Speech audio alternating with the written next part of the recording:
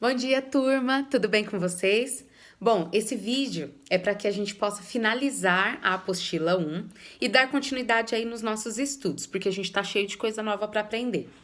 Bom, na última aula, nós estávamos estudando sobre os mapas e sobre o que é cartografia. Lembra lá, cartografia é a ciência que vai utilizar os mapas como ferramentas para que a gente possa aprender qualquer conteúdo, seja ele de geografia ou não. O maior dilema da cartografia é conseguir transferir para um papel, que é algo plano, algo que é circular, como a Terra. Algo que eu quero que vocês entendam e que, se vocês puderem, vocês podem me acompanhar aí na apostila 1 de vocês, é a questão da representação cartográfica. A representação cartográfica nada mais é do que o olhar daquele cartógrafo ou da pessoa que fez o mapa para aquela informação que ele quer nos passar. Como assim? A representação cartográfica é a visão que o cartógrafo tem sobre aquela situação. Então, se, por exemplo, ele quiser falar sobre problemas físicos de um território, ele vai fazer um mapa físico. Se ele quer retratar alguma divisa política ou algum conflito religioso, esse mapa vai ser um mapa de cartografia humana. Então, existem vários mapas do Brasil e do mundo. Eu quero colocar aí para vocês e quero que vocês acompanhem aqui comigo as diferenças entre os mapas do Brasil. O mapa do Brasil, ele nunca foi um mapa só. Existem vários mapas. Alguns mapas vão retratar as diversas regiões que o Brasil tem, alguns mapas vão retratar os estados e alguns mapas vão retratar as capitais e cidades. Mas isso eu quero que você observe acompanhando aí os mapas do Brasil e todas as diferenças que esses mapas têm um dos outros. Esse é um mapa que vai mostrar os climas do Brasil. Esse vai mostrar as variações de relevo. Esse, a hidrografia do Brasil. E esse, a densidade demográfica, ou seja, a quantidade de pessoas em cada território. Enquanto esse, as divisões de religião. E esse, o número de analfabetos em cada estado do Brasil. Quando vamos falar dos mapas, é importante que vocês entendam que cada mapa ele vai ser formado a partir de algumas características, da mesma forma que a gente. Se eu puder descrever vocês, eu vou falar o tamanho de vocês, a cor do cabelo, a cor da pele. Essas são as características físicas. Um mapa também tem as suas características físicas, mas elas são chamadas de elementos do mapa. Esses elementos, eles podem ser o título, os paralelos, altitude, longitude, a legenda. Tudo isso vai identificar do que aquele mapa está tratando, qual é o tema principal daquele mapa.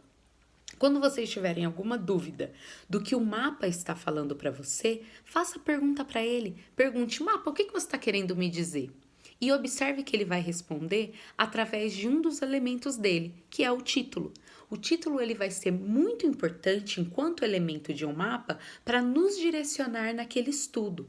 Se você quer saber, por exemplo, sobre os rios que estão em algum país, você vai procurar um mapa físico que retrate a hidrografia, que retrate os rios.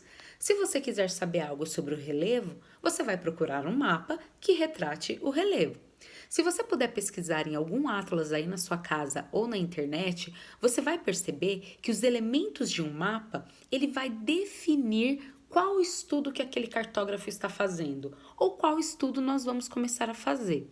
Eu vou deixar aí para vocês alguns mapas com elementos diferenciados para que vocês possam ver como é importante essas características para o nosso estudo. Na apostila de vocês, na página 32 e na página 33, tem alguns mapas e todos esses mapas possuem elementos. Como eu já falei para vocês, os mapas eles vão mudando ao longo do tempo. Lá na Idade Média, os mapas retratavam a Terra como se ela fosse plana. Hoje, depois de muitos estudos, nós conseguimos ter a informação científica de que a Terra não é plana. A Terra, ela é redonda, na verdade, ela tem um formato genoide, que é como se fosse uma bolinha de papel amassado. Ela vai ter aquele formato arredondado, mas meio achatadinho em alguns pontos. E não há possibilidade dela ser plana, porque já é feitos estudos comprovados de que nos mostra que ela tem esse formato genoide. Além disso, nós temos visão de imagens que foram retiradas quando o homem foi para o espaço, quando ele saiu da Terra e pôde contemplá-la enquanto espaço. E ali foi comprovado cientificamente por esses cientistas, por esses astronautas, que a Terra não era plana. Só que na Idade Média, esses mapas, eles retratavam a Terra como um prato, como se fosse algo muito plano.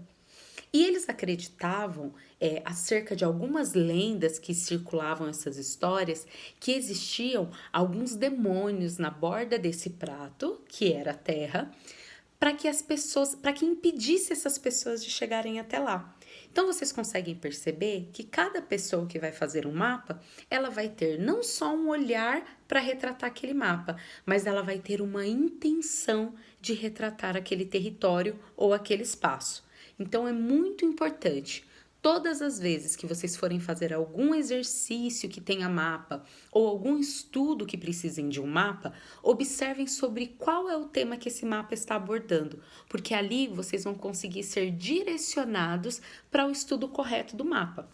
Muitos alunos, eles acabam se equivocando nas provas porque eles não aprenderam a ler mapas. O mapa não é apenas uma imagem para você contemplar. O mapa, ele é como se fosse um texto em imagens, que ele vai te dizer muitas informações. Ele vai dizer para você exatamente aquilo que você precisa saber sobre aquele território.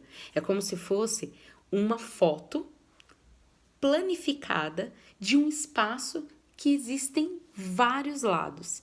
Então é muito importante que você, como estudante, aprenda a ler mapas. Faça esse exercício. Quando você tiver um tempinho, joga lá no Google os mapas do seu bairro, os mapas da sua cidade, os mapas do nosso país, e você vai perceber que você vai aprender e vai se familiarizar com esses mapas. Daqui a algum tempo, depois desse hábito, você vai conseguir de cara olhar para o mapa e saber exatamente o que ele está te falando. Agora, começaremos a tratar a localização do Brasil no planeta Terra. Aí é a localização do meu endereço. Rua Restinga, bairro Cidade Ariston, cidade Carapicuíba, região Oeste, estado São Paulo, região Sudeste, país Brasil, continente americano da América do Sul, planeta Terra. Eu te dei aí vários endereços do meu endereço. É como se eu estivesse te dando a localização da minha casa, só que de uma maneira diferenciada, colocando para você todos os locais em que eu estou situada, primeiro de uma maneira micro, na minha rua, depois no meu bairro, depois na minha cidade, no meu estado e no meu país. Cada um de vocês tem um endereço diferenciado. E esse endereço serve para dar a localização exata de onde você mora. Com o nosso país é a mesma coisa. O Brasil está localizado no continente americano. E se nós pararmos para avaliar em alguns mapas, nós vamos perceber que o Brasil ele tem uma extensão muito grande. Ele é um país enorme. E mesmo sendo um país muito grande, ele consegue alcançar vários outros países com a sua extensão. Para vocês terem ideia, o Brasil, o tamanho do Brasil na sua extensão territorial é equivalente a alguns países da África, alguns países da Europa e alguns países da Ásia. Infelizmente, esse nosso país, ele não possui uma distribuição igualitária de território. Ou seja, existem alguns territórios que são mais povoados e outros territórios que não são tão povoados. Então, por isso acontece de, às vezes, nós percebemos em alguns territórios que há aquela superlotação de pessoas, enquanto em outros territórios está mais vazio. Isso é por conta da má distribuição populacional, mas isso já é um assunto para uma próxima aula. Eu quero que vocês avaliem agora o continente americano, que é o continente em que nós vivemos. O continente americano, ele é dividido de duas formas. Esse é o mapa da América do Sul, a América em qual fazemos partes. Essa divisão é uma divisão territorial, ou seja, física. E essa é a América Latina. Nós também fazemos partes da América Latina. E a América Latina é uma divisão cultural, social e econômica. Existem diversas formas de diferenciar um país ou um continente. Da mesma forma, se eu falar assim, bom, o Enzo, ele é aluno do 5º ano. Mas eu também posso dizer que lá na educativa, o Enzo é aluno do fundamental. O que eu estou querendo dizer? Eu estou querendo dar o endereço do Enzo, enquanto estudante da escola, de duas formas diferentes. Eu posso falar que ele é do 5º ano, vou estar dando um exemplo, um endereço mais específico, mas eu também posso falar que ele é do fundamental. E também posso falar que ele é aluno da educativa. Então, eu dei 3 endereços para um único aluno. É a mesma forma. Nós somos do continente americano, mais especificamente, territorialmente falando, do continente americano da América do Sul, enquanto também fazemos parte da América Latina, que é designado um continente, uma divisão cultural. O Brasil, ele é um país de uma extensão territorial tão grande, mas tão grande, que ele faz divisa com quase todos os países da América Latina. Para vocês terem ideia, ele só não faz divisa com 2 países, que é o Equador e o Chile. O restante, o Brasil é tão grande que ele consegue fazer divisa com todos os outros. Falando em limites e fronteiras, é importante lembrar, limites e fronteiras são aquelas divisões que são feitas para demarcar um território. Então, sabe quando você está andando de carro com seus pais, que aí você passa por uma cidade e tem uma placa assim, bem-vindo a Osasco, ou bem-vindo a Carapicuíba, bem-vindo a Barueri? Isso é um limite territorial, é uma fronteira. Existem alguns estados, países e até mesmo bairros que essa divisão ela é feita de uma maneira natural, ou seja, é feita através de um rio. Então, de um lado de lá do rio está um bairro, do lado de cá do rio está outro bairro. Ou também nós podemos fazer essa divisão com pontes. Outra forma de também fazermos essa divisão territorial é através das placas. As placas vão indicar a partir de qual ponto aquele estado ou aquela cidade vai terminar e vai começar. Quando a gente fala do Brasil e quando a gente fala dos continentes, é importante a gente entender que esses limites, eles são feitos tanto de maneira natural quanto de maneira física ou humana como as placas.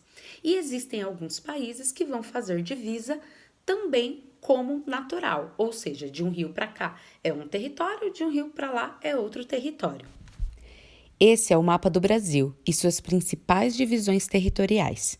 Mas esse assunto a gente vai tratar melhor na próxima aula. Chegamos ao fim dessa.